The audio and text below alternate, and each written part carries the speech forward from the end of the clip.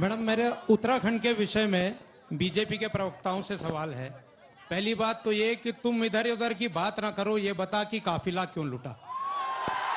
सबसे इंपॉर्टेंट, इस प्रदेश में उत्तराखंड विधानसभा बैकडोर भर्ती घोटाला कराने वाले आपके स्पीकर, उसको आपने वित्त मंत्री बनाया।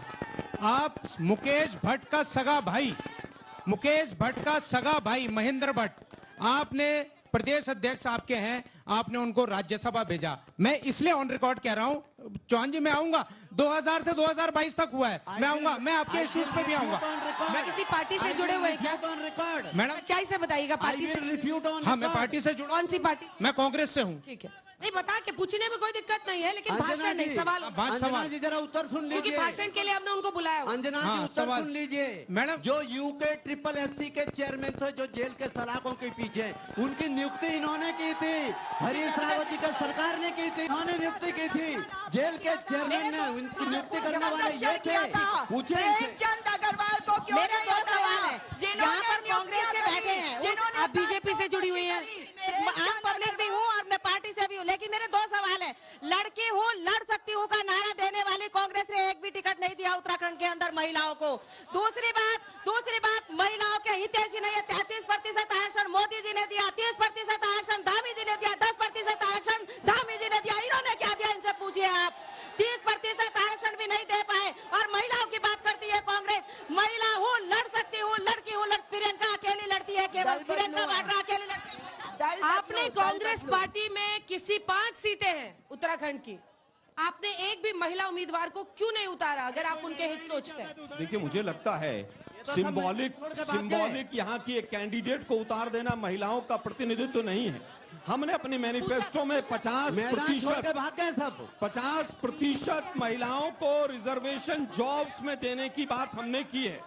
अब मैं जनता से सवाल पूछना चाहता हूँ, मेरे जितने युवा साथी हैं। अंजना जी एक सवाल है छोटा सा, मैंने उत्तर दिया। मैं पूछना चाहता हूँ युवाओं, क्या आप अग्निवीर योजना को समाप्त चाहते हो, हाँ या ना?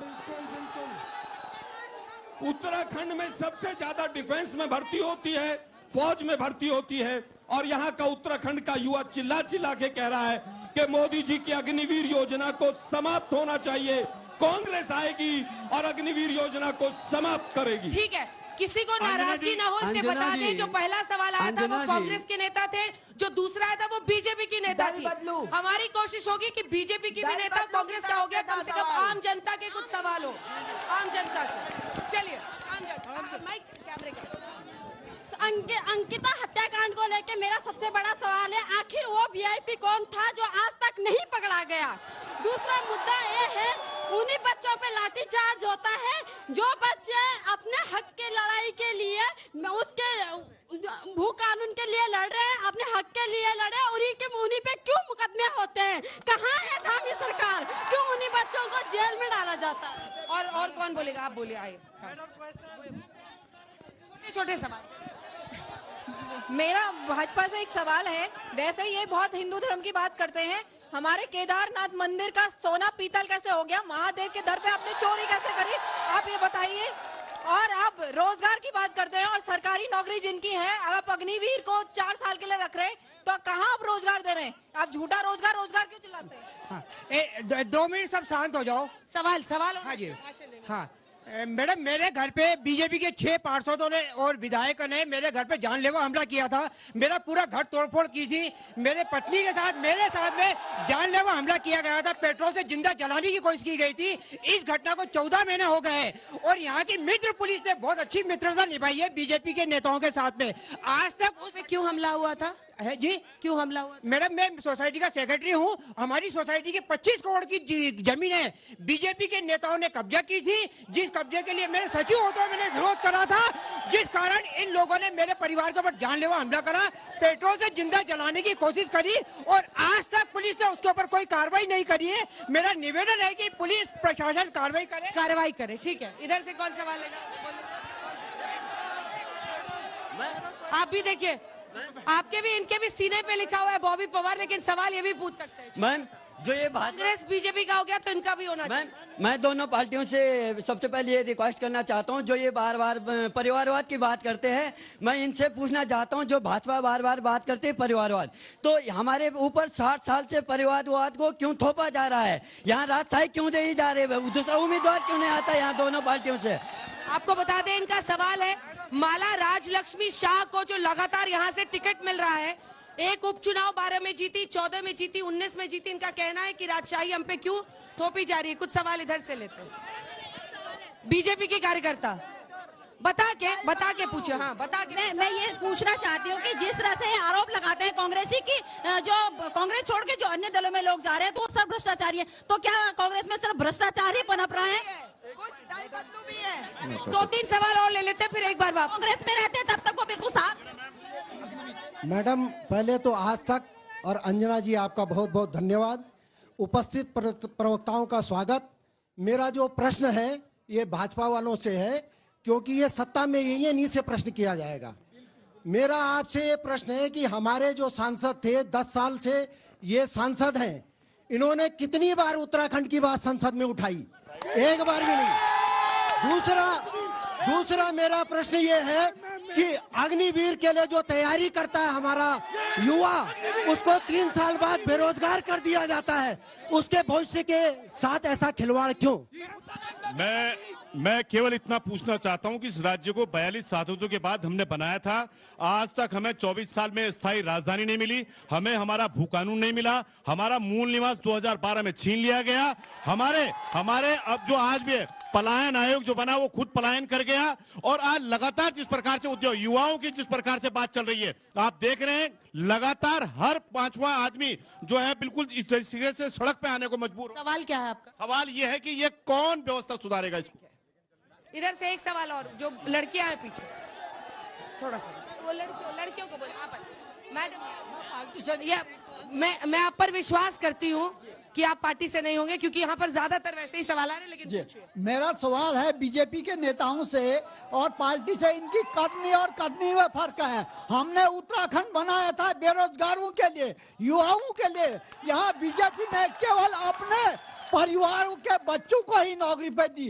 दूसरा, जितने भी ये नियुक्तियां बाहर से हुई उसमें जो है सारे बीजेपी के नेता जो है उसमें लिप्त रहे और आज बेल पे भी छूट रहे हैं। आज जो लड़के हैं यहाँ पे, ठीक है बैठिए। हमसे भी तो पूछिए। मैं एक स्टूडेंट और मेरा सवाल आलोक शर्मा जी से। एक सेकंड प्लीज, देखिए सवाल नहीं हो पाएंगे, सबके सवाल होने दीजिए। लड़कियां बच्चियां, इनके सवाल। मैम, मेरा सवाल सीधे आलोक शर्मा जी से। अभी कुछ देर पहले उन्होंने बीजेपी को घेरे में लेकर काले धन की बात की थी। मेरा क्वेश्चन ये है कि कांग्रेस के बैंक खाते को इनकम टैक्स डिपार्टमेंट ने वास्तविक टैक्स नहीं चुकाने के कारण फ्रीज कर दिया था। ऐसा क्या कारण है जो कांग्रेस पार्टी ईमानदारी से इनकम टैक्स नहीं चुकता कर रही है? मेरा दूसरा, आपका सवाल क्या है? सवाल क्या है आपका? मेरा सवाल ये है कि इनकम टैक्स डिपार्टमेंट ने कांग्रेस के खाते को फ्रीज कर दिया। आखिर क्या सवाल है, क्या कारण है जो कांग्रेस पार्टी ईमानदारी से टैक्स चुकता नहीं कर रही है? टैक्स रिटर्न क्यों नहीं फाइल किया? आ रही हूँ उधर। मैं जैसे कि अभी सीएए लागू हुआ है पूरे भारत में और कहा जा रहा है कि जब कांग्रेस सरकार आएगी तो सीएए को जड़ से उखाड़ के फेंक देंगे। क्या ये बात सच है? और अगर ये बात सच भी है तो सीएए को उखाड़ के फेंकने की बात क्यों कर रहे हैं कांग्रेस वाले? ठीक है। एक राम मंदिर को लेकर इस देश में बहुत शानदार बात हुई। प्रभु राम अपने घर में गए तो सारे देश ने उत्सव मनाया। इस प्रदेश में हम अपनी खुली आंखों से एक ऐसा भवन बनते हुए देख रहे हैं। एक सैनिक के बेटे, सवाल क्या है? सवाल है, एक सैनिक जो सेना में भर्ती हुए, सेना में सैनिक के रूप में भर्ती हुए और रिटायर में सूबेदार के रूप में, उन सूबेदार साहब के बेटे आज इस प्रदेश में मुख्यमंत्री बने। वो ताकत इसलिए मिल पाई मैडम क्योंकि वो अग्निवीर नहीं थे। और इस अग्निवीर ने आज इस प्रदेश के युवाओं के भविष्य से इतना बड़ा खिलवाड़ कर दिया कि अगर अग्निवीर योजना होती तो पुष्कर सिंह धामी के पिताजी उनको कॉलेज नहीं पढ़ा पाते, स्कूल नहीं पढ़ा पाते। और वो अच्छी स्कूलिंग और अच्छी जो पेरेंटिंग आज इंतजाम ये है कि धामी जी का बेटा ददून स्कूल में एडमिट हो गया है। क्यों? क्योंकि वो राजीव गांधी जैसे स्कूल में उसको इसलिए मिला क्योंकि उसके दादा सैनिक थे, सूबेदार बने और अग्निवीर नहीं थे। ये अग्निवीर श्राप है। मैडम, पहले तो मैं आपको बताता हूँ, उत्तराखंड ऐसी राजधानी बन गई है, यहाँ नेता खड़े कभी इस पार्टी में होते हैं कभी उस पार्टी में होते हैं। और दूसरी बात, मैं कुंभ नगरी हरिद्वार से आया हूँ और पहले तो जोशी मठ में इतना बड़ा भू दसाब हुआ और आलोक शर्मा जी भी जानते हैं, पहले इन्होंने कुंभ नगरी से प्रत्याशी हो गए थे कांग्रेस के। लेकिन मैं मुन्ना सिंह चौहान जी को भी प्रणाम करता हूं, बॉबी पवार जी को भी प्रणाम करता हूं।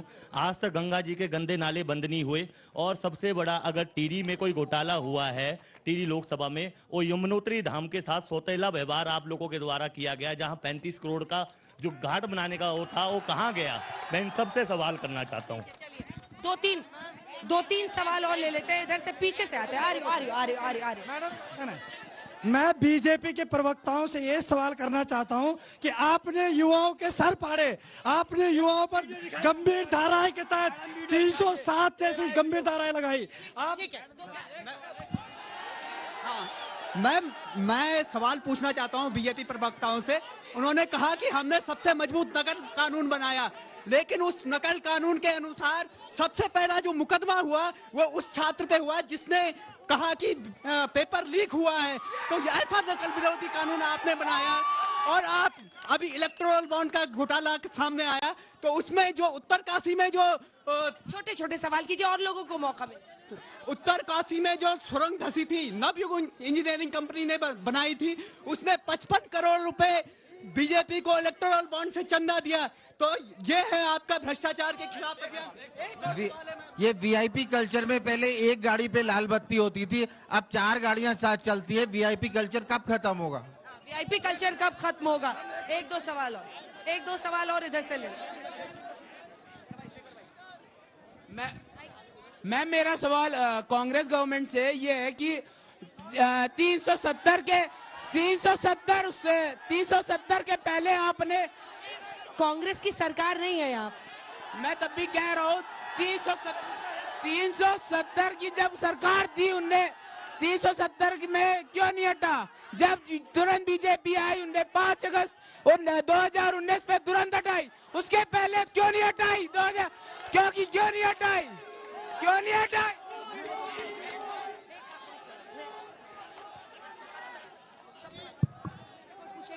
आप पूछिए, आइए। कोई सवाल पूछना है?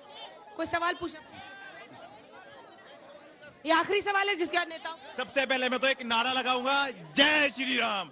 उससे पहले मैं कहूँ, गगन उठे जब गरज उठे गगन सारा, समंदर छोड़े अपना किनारा, हिल जाए जहां सारा, जब गुजे जय श्री राम का नारा। सवाल क्या है? ये है, आज तक कांग्रेस कहाँ थी जब हमारे राम जी 480 सालों तक तंबू में रहे? जब दिल्ली यहाँ से जाते थे तो 6 घंटे लगते थे और 3 दिन अस्पताल में भर्ती रहना पड़ता था। तब ये कांग्रेस कहाँ थी जो आज सवाल उठा रही है? और ये हम जो चुनाव लड़ रहे हैं वो राष्ट्रीय नेतृत्व के लिए है, ये प्रदेश नेतृत्व के लिए नहीं है। तो राष्ट्रीय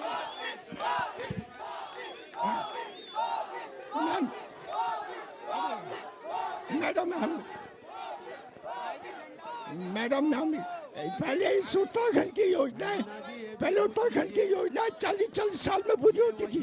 टिहरी डैम की 18 करोड़ की योजना थी, 13,000 करोड़ में पूरी हुई। अब ऑल वेदर रोड जो है वो टाइम पूरी हो रही है, कानपुर लाइन पूरी हो रही है।